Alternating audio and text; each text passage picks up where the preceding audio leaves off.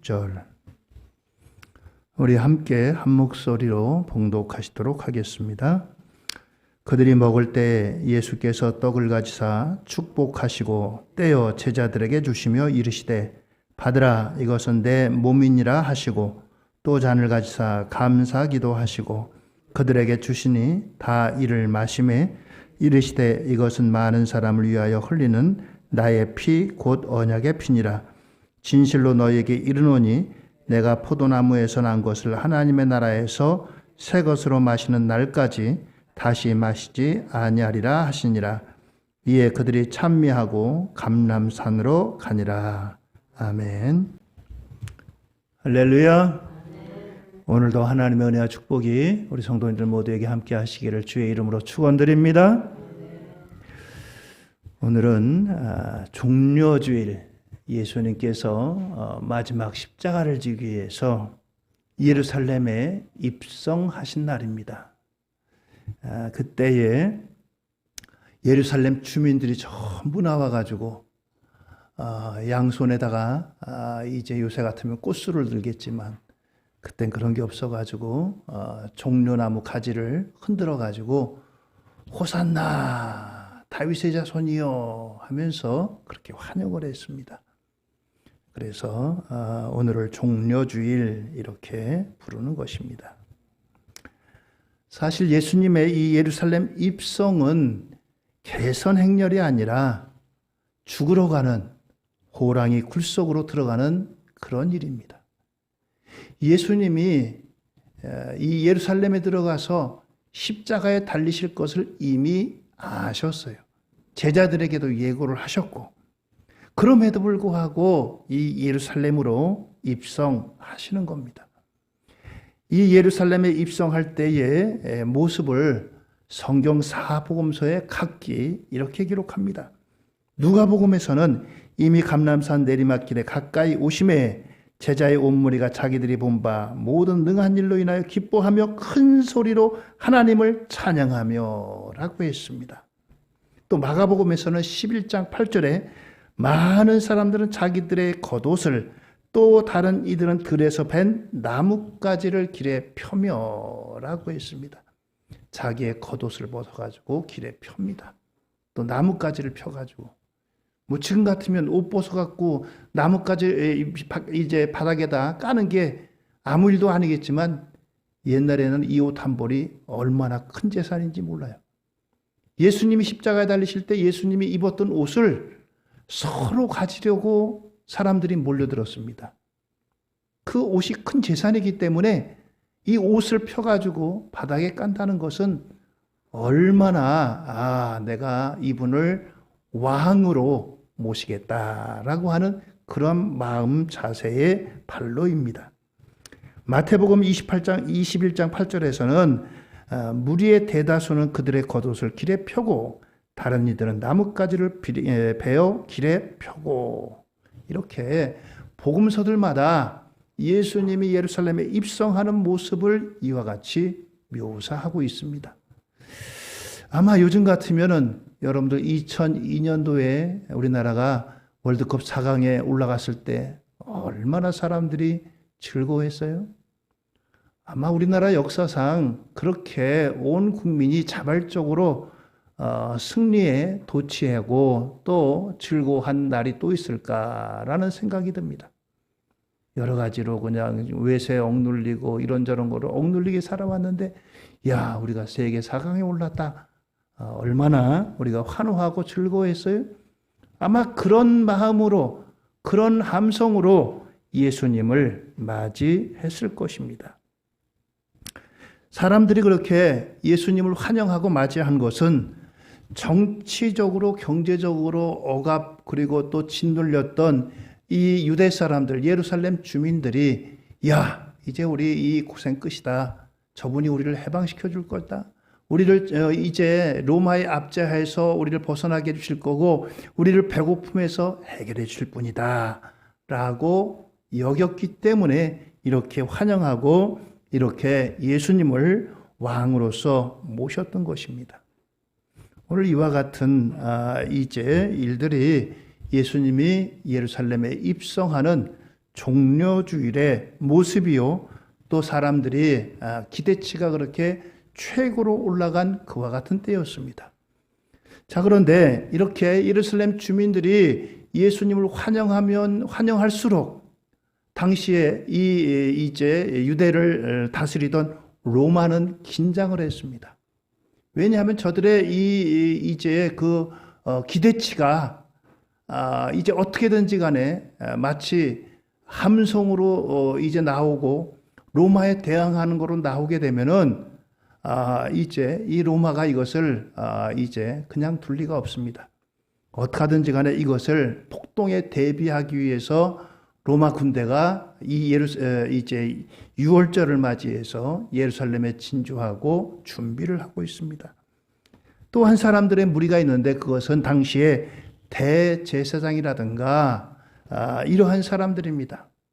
이러한 사람들이 긴장하는 이유는 저 갈릴리의 어느 선지자라고 하는 젊은 사람이 왔는데 이 젊은이가 나와가지고 율법에는 하나님의 말씀은 이렇게 기록된 바 나는 이렇게 해석한다라고 하면서 천국 복음을 나름대로 해설하고 또 사람들에게 복음을 전파하는 그 이제 이야기에 많은 사람들이 귀를 기울이고 따르고 모여들고 하니까 긴장하는 거예요.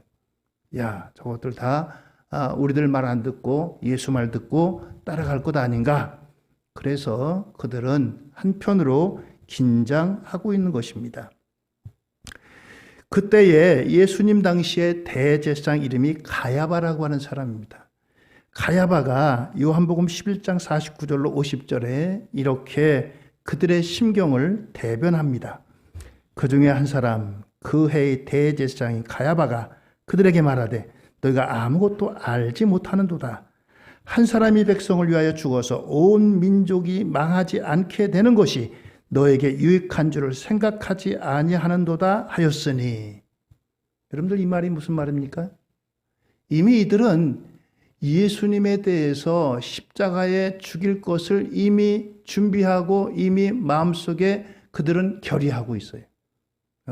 예수가 저렇게 많은 사람들을 미혹시키고 그러니 이 예수를 십자가에 달아서 죽여서 저가 죽어가지고 유대 백성들이 평안하게 된다라고 하는 이러한 생각을 갖고 계획을 꾸미고 준비하고 있다라고 하는 것입니다. 오늘 이와 같은 분위기가 이제 이 예루살렘의 이제 모습입니다. 환호하는 예루살렘 주민들, 또 그리고 이제 그 감시하고 또 이제 지켜보는 눈으로 로마 군인들, 또 그리고 어떻게 하면은 저 예수를 제거할 것인가 하는 이러한 마음으로 바라보는 이제 유대의 율법 이제 제사장이라든가 또 그 당시에 율법학자라든가 기득권을 가지고 있는 이러한 사람들, 이렇게 세 무리가 각기 다른 마음을 가지고서 이제 종려주일에 예수님을 바라보고 있습니다. 바리새인이라든가 이런 사람들은 성경에서 보면 끊임없이 예수님을 공격합니다. 왜 이제 안식일을 안 지키느냐? 너희들은 왜 금식하지 않느냐? 뭐 이런 것 가지고 끊임없이 예수님이나 예수님의 제자들을 공격합니다. 예수님도 거기에 대해서 그들에 대해서 아주 날카롭게 때로는 독사의 자식들아, 회칠한 무덤 같은 놈들아 라고 하면서 이렇게 책망도 하셨어요. 마태복음 23장 23절에서는 화 있을진저 외식하는 서기관들과 바리새인들이여 너희가 박하와 회양과 근처에 11조는 들이되 율법에 더 중한 바 정의와 긍휼과 믿음은 버렸도다. 그러나 이것도 행하고 저것도 버리지 말아야 할지니라 라고 이렇게 선포할 만큼 대립 구도가 이제 형성되어져 있는 것입니다. 자, 이러한 가운데 오늘 예수님이 예루살렘에 입성하시고 마지막 한 주간을 보내시고 있습니다. 그래서 먼저 이제 한 주간 가운데 6월절 전날의 모습을 우리가 마가복음에서 보게 되면은 마가는 베다니 나병 환자 시몬의 집에서 있었던 일을 기록하고 있습니다.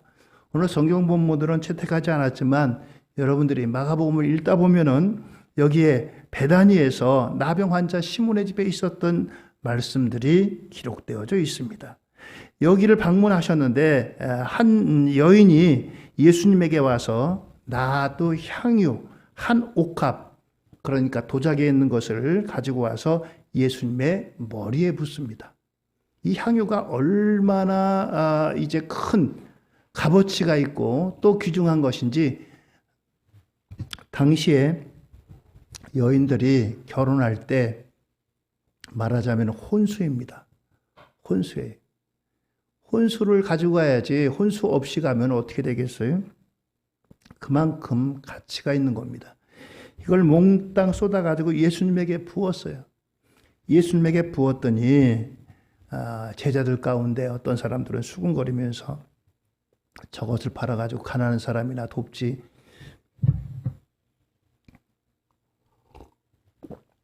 저런데 허비한다라고 하면서 수군거렸어요. 예수님께서는 가난한 사람은 항상 있지만 이 여인은 나를 위해서 가장 좋은 것을 준비했다라고 이와 같이 칭찬하십니다. 그러면서 예수님께서 예수님이 이제 말씀하십니다. 예수님의 말씀 가운데는 너희 중에 나를 팔 자가 있다라고 하는 이런 말씀을 들음에도 불구하고 가룟 유다가 이제 본격적으로 나섭니다. 가룟 유다는 예수님에서 제자 가운데 아주 가까운 사람이었어요. 동궤를 맡은 사람이었어요. 예수님과 12제자가 다니다 보니까 물질이 필요합니다. 잠도 자야 되고 먹기도 해야 되고. 근데 이 돈을 맡은 사람이 누구냐? 바로 가룟 유다였어요. 그만큼 신임하신 분입니다. 가까이 둔 사람이. 그런데 이가 이제 대제사장을 찾아가지고 내가 이제 예수를 당신들에게 팔 테는데 나 얼마 주게 되냐, 뭐 이런 것들을 다 약속을 받고 그 사람이 어떤 사람인지를 내가 표시해 주겠다, 이런 것들을 이미 그들과 얘기하고 난 다음입니다. 오늘 이와 같이 이런 일들은 시편에 있는 이런 말씀의 예언의 이것의 성취라고 말할 수 있습니다. 시편 41편 9절에 보니까 내가 신뢰하여 내 떡을 나눠 먹던 나의 가까운 친구도 나를 대적하여 그의 발꿈치를 들었나이다. 발꿈치를 들었다는 것은 배신했다는 거예요. 오늘 가장 가까운 친구 같은 이 가룟 유다가 이와 같이 예수님을 배신했다라고 하는 말의 성취인 것입니다. 이처럼 예수님의 6월절 바로 앞두고서 6월절을 준비하는 가운데 이런 분위기로 이제 이 6월절이 흘러갑니다. 자, 이제 두 번째는 이제 예수님이 제자들과 함께 6월절 만찬을 시작합니다. 우리의 하루는 아침부터 시작이 되지만 유대인들의 하루는 저녁부터 시작이 됩니다. 오늘 이 저녁이 되면서 그들이 예수님과 제자들이 함께 모여서 식사를 나눕니다. 6월절은 지금까지 그들이 전통적으로 지켜왔던 그러한 이제 의식이에요. 이것을 세데르라고 이렇게 부릅니다. 근데 이 6월절 행사할 때에 이 상에 올라오는 잔이 있는데 그것을 엘리야의 잔이라고 부릅니다. 엘리야의 잔. 구약 성경에 엘리야라고 하는 선지자 있잖아요. 이 선지자가 죽음을 보지 않고 불병거를 타고 하늘로 올라갔잖아요. 바로 이 잔을 통해서 여기다가 포도주를 담아가지고 이제 먹게 되는 것인데, 이 엘리야의 잔이다라고 하는 그 뜻은 세상의 끝날 지상으로 내려와서 이제 엘리야가 모든 사람들의 의문을 풀어준다라고 그들은 생각했습니다. 왜 우리 민족이 이렇게 어려움을 당하는지, 개인적으로는 내가 왜 예를 들어서 뭐 이런 아픔을 당하는지, 이런 실패를 경험하는지, 아니면 이런 사고를 만나는지, 아니면 갖고 있는 각자의 이제 의심에 대해서 하나님 도대체 왜 나한테 이렇게 하십니까? 하나님, 우리 민족, 우리 가문에 왜 이런 일이 있습니까? 하는 이러한 의문들에 대해서 엘리야가 와가지고 시원하게 그것은 이것 때문이다라고 풀어준다고 그들은 믿었던 것입니다. 그래서 이제 유월절 만찬을 할 때는 문을 열어놓기도 해요. 엘리야가 들어오도록. 안 믿는 사람들 제사 지낼 때 뭐 문 열어놓고 그러잖아요. 그런 식으로다가 문을 열어놓기도 합니다. 이와 같이 이러한 이제 의식을 갖게 되는데 이 유월절은 예수님께서 이와 같이 이제 이것을 마감하시고 제자들과 함께 만찬을 나누면서 성찬 예식으로 바뀐 이와 같은 최초가 되겠습니다. 지금도 어느 이제 이단 가운데는 유월절을 지켜야 된다라고 하는 그러한 이단들이 있어요. 여러분들 그런 거 들어보셨어요? 유월절을 지켜야 됩니다. 그러한 이단들이 있어요. 성경에 있지 않습니까? 성경에 있으니까 지켜야 돼요. 그런데 여러분들 우리가 성경을 분명하게 알아야 돼요. 예수님이 오심으로 유월절을 대신하셨어요. 유월절을 대신해서 예수님이 제자들과 함께 성찬 예식으로 유월절을 마감하고 이러한 성찬 예식으로 예수님께서 우리에게 바꿔서 주셨어요. 성경에 여러분들 유월절이 있으니까 지켜야 되지 않습니까? 우린 유월절 지킵니다. 당신들 유월절 지킵니까? 유월절이 예수님이 오심으로 이와 같이 그 유월절 예식이 바뀐 거예요. 자, 그래서 오늘 예수님이 제자들과 함께 앉아서 성찬, 만찬을 거행하십니다. 그러면서 마가복음 14장 18절에 이렇게 말씀하셔요. 다 앉아 먹을 때 예수께서 이르시되 내가 진실로 너에게 이르노니 너희 중에 한 사람 곧 나와 함께 먹는 자가 나를 팔리라 하신대. 그렇습니다. 예수님이 너희 중에 한 사람이 나를 팔 것이다 라고 했어요. 제자들이 나는 아니죠. 서로 이렇게 하지만 가룟 유다는 알고 있겠죠. 주님은 구체적으로 누구를 알고 특정하진 않았지만 나와 함께 같은 대접에 빵을 적시고 있는 사람이 바로 그 사람이다. 가까운 사람이다. 우리 가운데 있다라고 하는 이런 말씀을 주십니다. 그러면서 제자들에게 이제 마가복음 14장 22절로 23절에 말씀하십니다. 그들이 먹을 때 예수께서 떡을 가지사 축복하시고 떼어 제자들에게 주시며 이르시되 받으라 이것은 내 몸이니라 하시고 또 잔을 가지사 감사기도 하시고 그들에게 주시니 다 이를 마시매 라고 했습니다. 예수님이 그들에게 이제 떡을 나눠주십니다. 그러면서 내 몸이다 라고 이와 같이 말씀하셔요. 그래서 이 떡을 떼시고 그 다음에 잔을 높이 들어가지고 감사하신 다음에 제자들에게 또 말씀하십니다. 마태복음 26장 28절에 이것은 죄사함을 얻게 하려고 많은 사람을 위하여 흘리는 바 나의 피 곧 언약의 피니라 라고 말씀하십니다. 떡을 주시고 다음에 포도주를 주시면서 이와 같이 내 몸이고 내 피다라고 말씀하십니다. 여기 성찬을 이제 헬라어로 이제 유카리스트라고 이와 같이 부릅니다. 유카리스테오라고 하는 말에서 나와서 영어로 유카리스트라고 하는데 이것은 감사를 드린다라고 하는 뜻입니다. 감사를 드린다. 그리고 여기 제자들에게 주신 게 뭐냐면 잔을 주셨다라고 하는 것입니다. 예수님께서 잔을 주셨다라고 할 때 이 잔이라고 하는 의미는 여러 의미가 있습니다. 마가복음 10장 38절에서도 예수께서 이르시되 너희는 너희가 구하는 것을 알지 못하는도다. 내가 마시는 잔을 너희가 마실 수 있느냐? 내가 받는 세례를 너희가 받을 수 있느냐라고 말씀하십니다. 여기 잔을 나눠주시는데 잔은 희생과 헌신과 순종을 뜻하는 의미가 있습니다.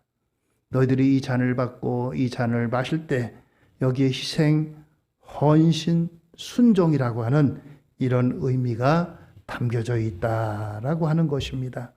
여러분들 우리가 오늘 성찬 예식 할 때 잔을 받으실 때 이 잔 속에 바로 희생과 헌신과 순종의 이와 같은 의미가 있다라고 하는 것을 기억하시기 바랍니다.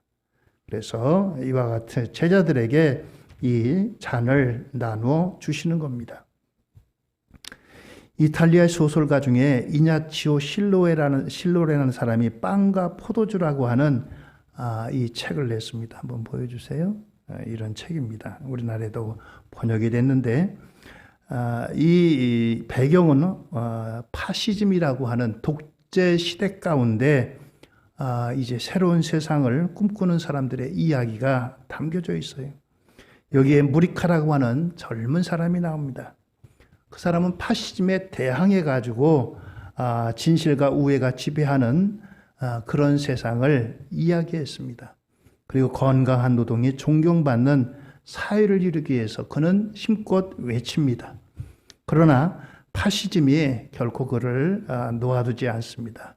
체포되고 고문과 린치를 당한 끝에 세상을 떠납니다. 그의 죽음을 애도하기 위해서 많은 사람들이 모여들었어요. 이 무리카의 아버지가 모여든 사람들에게 빵과 포도주를 나누어 주면서 말합니다. 먼저 이 빵을 주면서 이 빵은 나를 도와가지고 김을 메고 탈곡을 하고 그리고 이 밀을 빻은 그 아이입니다. 이것이 밀이 아니라 내 아들이 이제 독재에 대항하게 가지고 죽은 내 아들입니다. 라고 하는 거예요. 그래서 사람들에게 이제 이와 같은 것을 말합니다. 그리고 포도주를 권하면서 말합니다. 이 포도주는 나를 도와 포도나무에 가지를 치고 물을 주고 잡초를 뽑고 그리고 이 포도를 따서 이 포도주를 빚은 그 아이입니다. 라고 이와 같이 사람들에게 이야기합니다.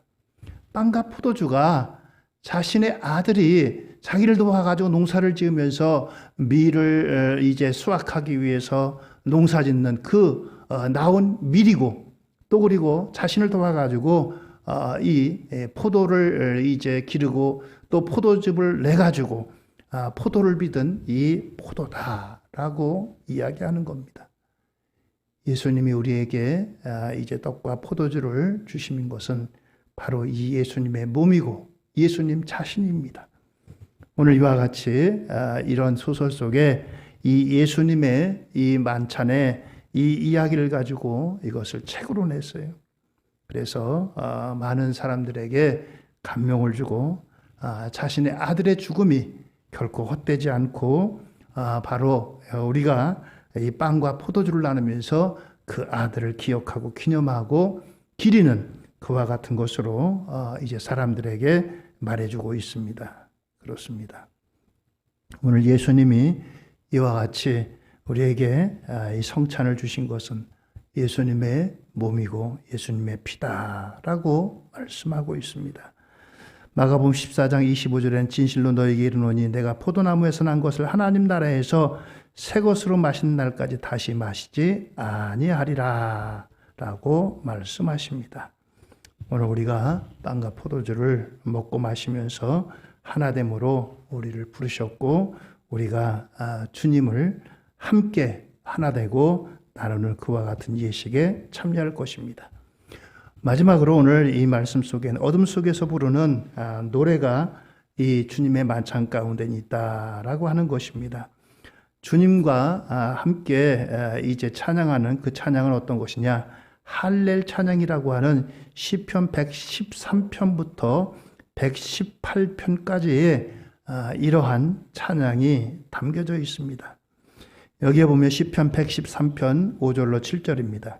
여호와 우리 하나님과 같은 이가 누구리요? 높은 곳에 앉으셨으나 스스로 낮추사 천지를 살피시고 가난한 자를 먼지 더미에서 일으키시며 궁핍한 자를 거름더미에서 들어 세워라고 했습니다. 오늘 이렇게 높은 곳에 계시지만 스스로 낮추셔서 하늘과 땅을 두루 살피시고 가난한 사람을 티끌에서 일으키시고 궁핍한 사람을 거름더미에서 들어 올리셨다라고 하는 이러한 의미입니다. 그리고 그들로 떳떳하게 살게 하시는 분이다라고 하는 것입니다. 주님의 나라에서는 높고 낮음이 없습니다. 세상에서는 높고 낮음이 분명히 이제 존재하죠. 사람들은 이제 외모만 보고 평가를 합니다. 그러나 주님 나라에서는 결코 그것이 없습니다. 또한 시편 116편 3절로 4절에 사망의 줄이 나를 두르고 스올의 고통이 내게 이름으로 내가 환난과 슬픔을 만났을 때 내가 여호와 이름으로 기도하기를 여호와여 주께 구하오니 내 영혼을 건지소서 하였도다. 그렇습니다. 오늘 죽음의 고통과 세상의 위기 가운데 어려움 가운데 이 목숨을 구해달라고 하는 이와 같은 기도의 내용입니다. 또 110편 118편 6절에는 여호와는 내 편이시라 내가 두려워하지 아니하리니 사람이 내게 어찌할까. 주님이 나의 편 되신다라고 하는 것입니다. 오늘 이와 같은 것을 노래하면서 예수님이 제자들과 함께 감난산으로 올라가셨다라고 하는 겁니다. 코로나19가 끝나가는데 참 우리에게 여러 가지 이제 코로나19가 끝나가서 반갑기도 하지만 또 한편으로는 여러 가지 우리가 지금 어려운 가운데 직면하고 있습니다. 경제가 지금 마이너스로 후퇴하고 있어요. 수출이 계속해서 적자로 흘러가고 있습니다. 그뿐만 아니라 북한은 연일 계속해서 이제 미사일을 쏘아 올립니다. 또 거기에 대응해가지고 미국은 뭐 여러 가지로 다 훈련해야 되고 연습해야 되고 그래서 강대강으로 치닫고 있습니다. 경제가 그렇고 안보가 그렇고 또 그리고 여러 가지 우리의 삶이 결코 녹록지 않는 이러한 세상 속에 살아가고 있습니다.